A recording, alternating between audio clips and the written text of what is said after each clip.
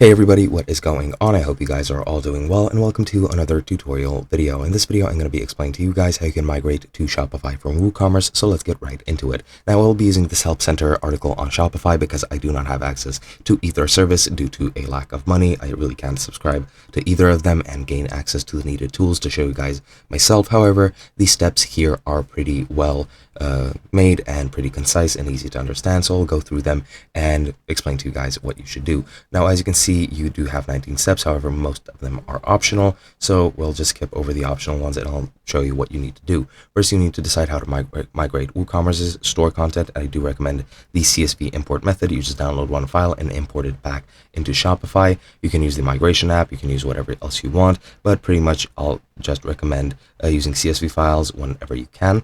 And the step after this is to export your product data from WooCommerce. Just go into your products tab under all products, click export, and then select the columns, products, and the categories that you want to export. And you can to export all custom meta, you can just select that option and then click generate CSV, and you'll download that CSV to your computer immediately.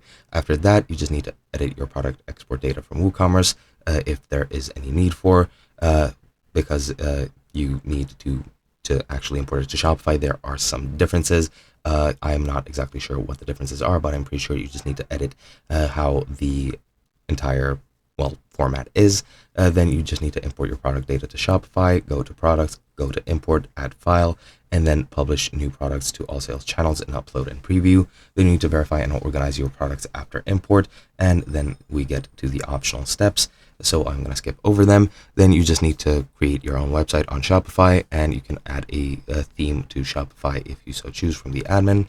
Then after that, you need to set up your shipping, which is standard procedure on Shopify. You cannot export that from WooCommerce, sadly, but it is what it is. Then you can configure your taxes as well and set up a payment provider, which are all self-explanatory things under the settings tab.